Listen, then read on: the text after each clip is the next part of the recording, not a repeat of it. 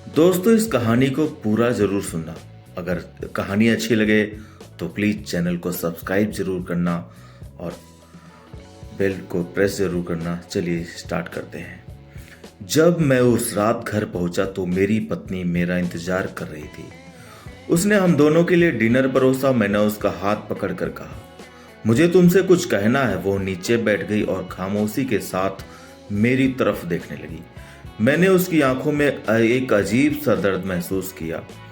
मैं कसमकस में था। मुझे समझ नहीं आ रहा था कि मैं अपना मुंह कैसे खोलूं, लेकिन मुझे उसे बताना था कि मेरी जिंदगी और दिमाग में क्या चल रहा है। मुझे उसे बताना था कि मुझे तलाक चाहिए। मैंने शांति से इस बात को उसके आगे रखता कि वो मेरी बातों से नाराज नहीं लग रही थी, बल्कि उसने धीरे से मुझसे पूछा, क्यों?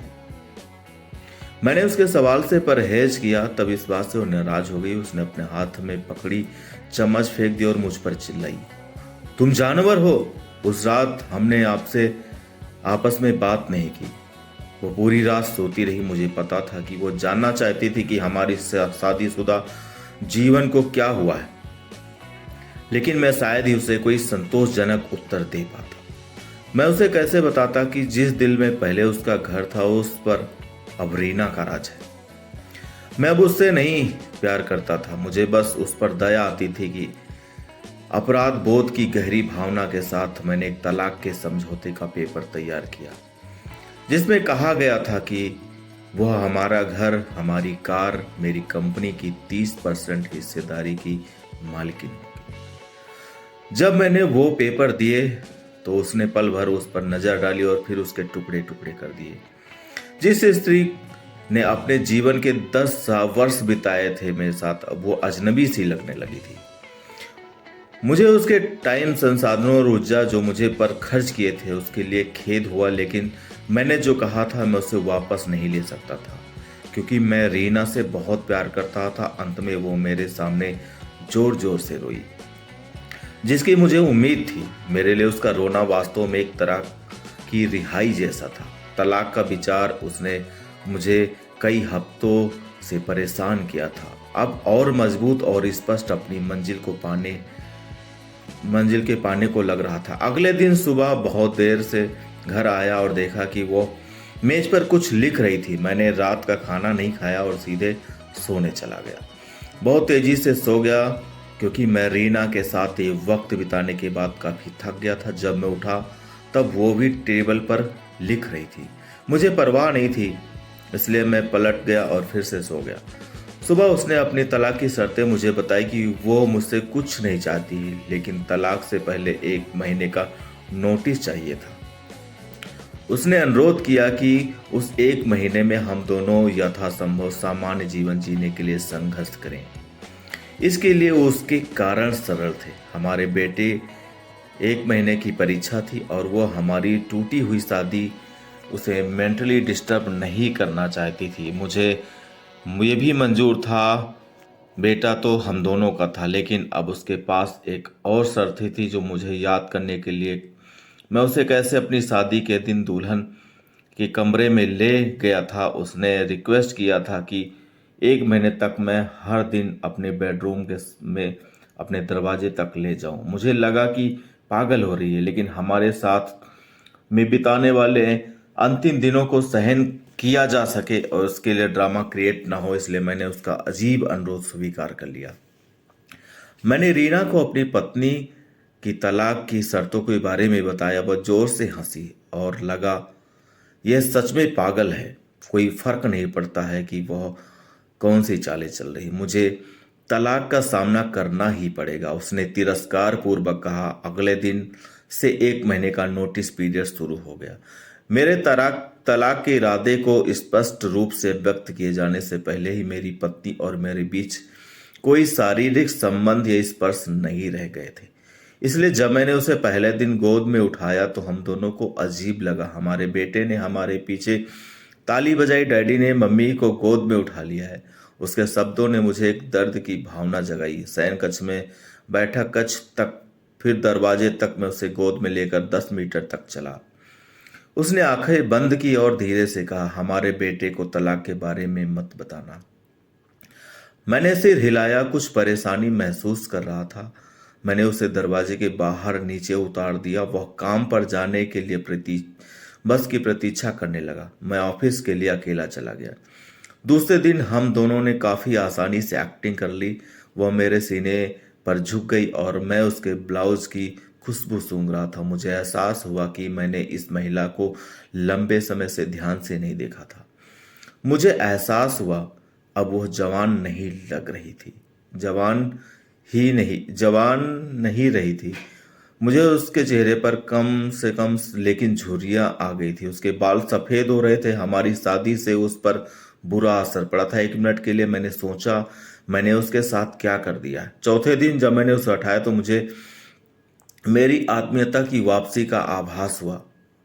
अरे, ये वही महिला है जिससे मैंने अपनी जिंदगी 10 अनमूल्य साल दिए हैं। 5वें और छठे दिन मैंने महसूस किया कि हमारे बीच एक रूपता की भावना फिर से बढ़ गई है। मैंने रीना को इस बारे में नहीं बताया।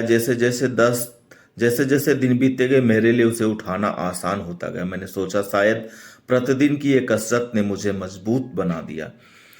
एक सुबह एक सोच रही थी कि क्या पहने। उसने बहुत सारे कपड़े पहनने की कोशिश की लेकिन एक भी उपयुक्त पोशाक नहीं मिली। फिर उसने गहरी सांस ली और बोली, मेरे सभी कपड़े बड़े हो गए। मुझे अचानक एहसास हुआ कि वो इतनी पतली हो गई है कि मुझे समझ में आया कि यही वजह है जो मैं उसे चीज इतनी आसानी से उठा पाता हूँ।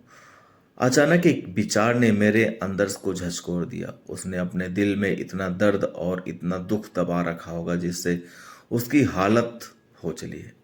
अवचेतना में कभी इस बारे में सोच ही नहीं सका। मैंने उसके सिर को छुआ। हमारा बेटा उसी समय अंदर आया और बोला, पापा, माँ को गोदी में उठाने का समय हो गया है। उसके लिए इस 1 महीने में अपने पिता को अपनी माँ को गोदी में उठाकर ले जाते देखना उसके जीवन का एक अनिवार्य हिस्सा बन गया था। मेरी पत्नी ने मेरे बेटे को करीब आने का इशारा किया और कसकर गले लगा लिया। मैंने अपना मुंह फेर लिया क्योंकि मुझे डर था कि इस अंतिम समय में अपना विचार न बदल दूं। फिर मैंने अपनी बाहों में पकड़ लिया। शयन कक्ष के में से चलते हुए बैठक के कमरे में होते हुए दरवाजे तक उसने सौम्यता और स्वाभाविक रूप से अपने हाथ मेरी गर्दन के चारों तरफ रख दिए। मैंने उसके शरीर को कसकर पकड़ रखा था। ये मेरी शादी के दिन जैसा ही था लेकिन उसके बहुत ही कम वजन ने मुझे उदास कर दिया। आखिरी दिन जब मैंने उसे अपनी बाहों में लिया मैं मुश्किल से एक भी कदम आगे बढ़ सका। हमारा बेटा स्कूल के लिए चला गया था। मैंने उसे कसकर पकड़ लिया और कहा, मैं यह नहीं देख पाया कि हमारे जीवन में एटैम्सी की कमी हो रही है। मैं ऑफिस चला गया। दरवाजा बंद किए बिना तेजी से कार के अंदर बैठ गया। मुझे डर था कि थोड़ी सी देर से भी मेरा मन बदल जाएगा। मैं वहां से चला गया जहां रीना रहती थी। रीना ने दरवाजा खोला और मैंने उससे कहा, सॉरी रीना, मैं अपनी पत्नी को अब तलाक नहीं दे पाऊंगा। उसने मुझे आश्चर्य से देखा। वो अचंभे में थी और फिर मेरे माथे को छुआ। क्या तुमको बुखार है? उसने पूछा। मैंने अपने सिर को उसका हाथ हटा दिया। सॉरी रीना, मैंने कहा मैं तलाक नहीं लूंगा। मेरा वैवाहिक जीवन शायद इसलिए उबाऊ था क्योंकि वो और अपने जीवन के छोटे छोटे पलों को महत्व तो नहीं देते थे। इसलिए नहीं कि हम अब एक दूसरे के से प्यार नहीं करते थे। अब मुझे एहसास हुआ कि जब से मैं उसे अपने शादी के दिन अपने घर लाया था तब से मैंने उसे एक दूसरे से ये वादा किया था कि हम एक दूसरे का साथ तब तक नहीं छोड़ेंगे जब तक कि मौत हमें अलग ना कर दे। ऐसा लग रहा था कि रीना अचानक से शौक से जाग गई। उसने मुझे एक जोरदार थप्पड़ मारा और फिर दरवाजा मेरे मुंह पर पटक दिया और फूट फूट कर रोने लगी।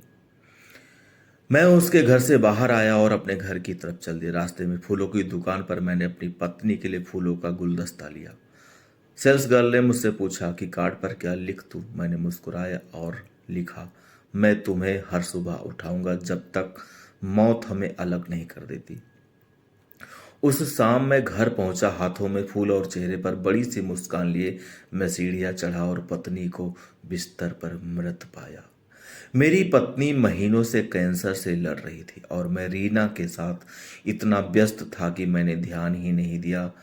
महसूस ही नहीं किया कि वो जानती थी कि वो जल्दी ही मर जाएगी, और वो मुझे मेरे हमारे बेटे की नकारात्मक प्रतिक्रिया से बचाना चाहती थी। अगर हम तलाक के साथ आगे बढ़ते तो हमारा बेटा मुझसे पक्का नफरत करता। कम से कम हमारे बेटे की नज़र में मैं एक प्यार करने वाला पति हूँ। मैंने तो नहीं, लेकिन मेरी पत्नी ने अपना वादा आखिरी दम तक निभाने की पूरी तरह से कोशिश की। हाँ, मेरा पूरा जीवन अपछतावे में जलन में था। अगर मैं अपने आखिरी दम तक अपनी पत्नी से और भी ज़्यादा प्यार कर रहा होता तो चाहे साथ नहीं थी। आपके जीवन के छोटे छोटे पल एक ही रिश्ते में वास्तव में मायने रखते हैं। यह हवेली, कार, संपत्ति, बैंक का पैसा नहीं, ये खुशी के लिए अनुकूल माहौल बनाते हैं, लेकिन अपने आप में खुशी नहीं दे सकते। इसलिए अपने जीवन साथी के दोस्त बनने के लिए समय निकालें और एक दूसरे के लिए छोटे छोटे काम करें जो नवीनता पैदा करते हैं। एक वास्तविक सुखी वैवाहिक जीवन जिएं। यदि आप इस कहानी को शेयर नहीं करते तो कोई फर्क नहीं पड़ेगा। अगर आप ऐसा करते तो शायद आप एक शादी को टूटने से बचा सकते हैं। जीवन में कई बार ऐसे लोग असफल हो जाते जिन्हें इस बात का एहसास नहीं होता है कि वह सफलता के कितने करीब थे जब उन्होंने हार मान ली थी। तो दोस्तों, ये कहानी अगर आपको अच्छी लगी तो प्लीज़ अपने दोस्तों के साथ में शेयर जरूर करें।